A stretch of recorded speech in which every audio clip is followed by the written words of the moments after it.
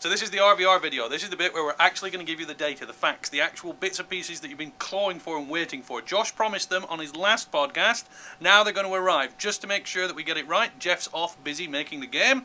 I'm here for energy, excitement and drama, but he's here to tell you the details, to confirm all the things that you want to hear, that I want to hear. And the one I want to talk about is victory points. Absolutely. Okay, so let's just recap. Victory points. Right.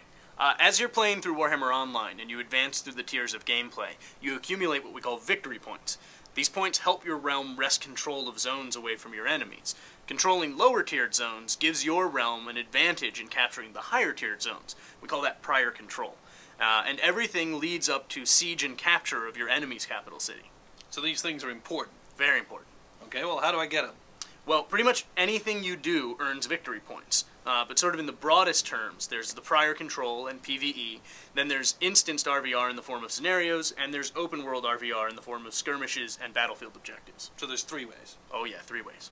Okay, now just be careful, because when we get carried away with making changes, we often take away things I like. Okay. Now, one of the things I liked is that I could contribute to the campaign system by going off and doing the environment stuff, PvE. Mm-hmm. I mean, I was doing public quests and doing all the stuff that didn't involve me having to go out and get killed by 6-year-olds.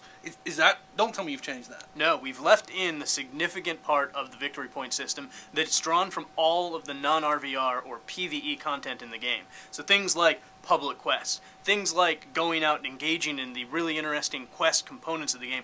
All the PvE content is still going to be a critical part of victory point collection and overall zone control. Okay, right. Now, so here's one of the problems I always had with the victory points. I never liked it. The objective system. What used to happen is I was always on my own. I'd be on an open field RvR, and everyone would be in scenarios, which are cool, which are good, which are great, but because they didn't count as much, I was on my own. There was no one there. What are you going to do about that?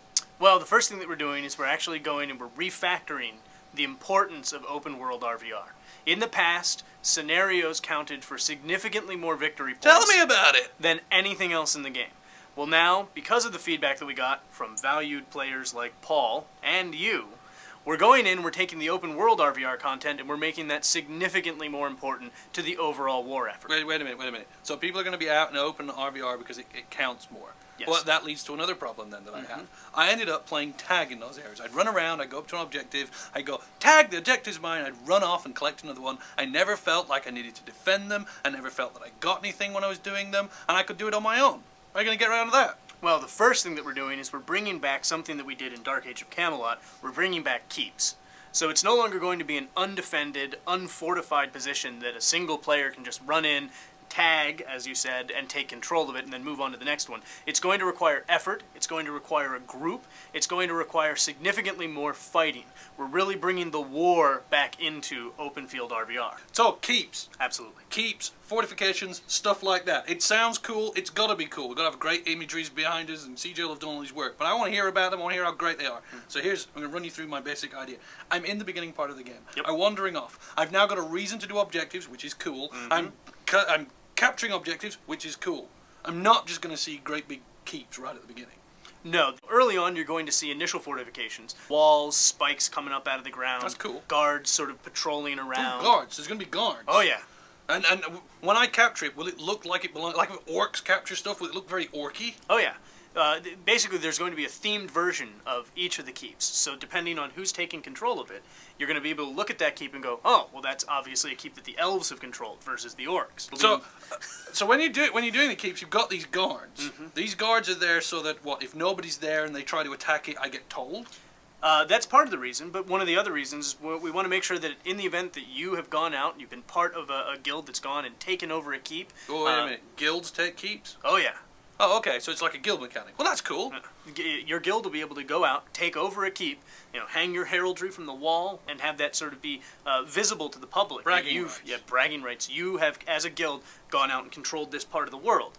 But after you've gone and done all the work to do that, It shouldn't simply be a matter of people waiting until none of you are actually in the keep at the moment and then taking it back. That's so a the playing guards, tag thing I don't like. The guards will be there to guarantee that it takes effort, that it takes persistent fighting from an invading force to actually take over your keep. It also gives you the opportunity, in the event that you've gone out into the world to do something else, to get back to your keep and defend it if invaders arrive. Okay, let me give you one of those griefy things I don't like. There's 10 guys, they're in a keep. They've got their little guards. I've only got 10 guys to try and get them out.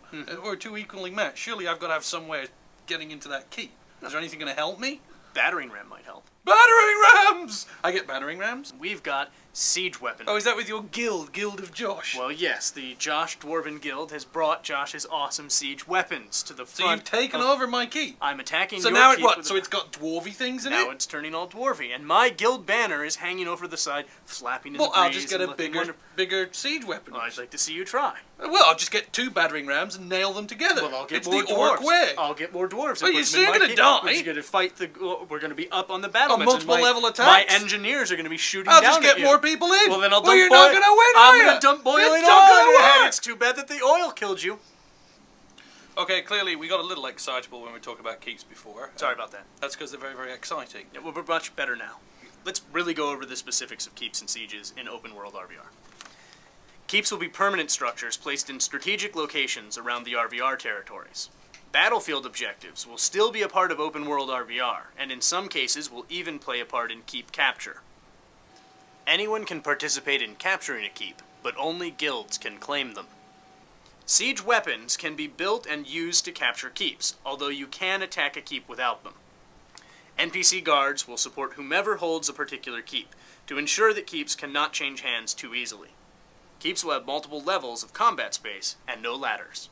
Keeps will change in appearance based on what faction controls them. So there you are, everything you need to know about keeps and sieges. And this was a real difficult podcast to nail down. It took like 4 different attempts, taking weeks to put it together. CJ's been great. He needs to go home, see his family and his kid. Josh is going home. I'm going home. We're all going to enjoy the holidays. We'll see you in the new year.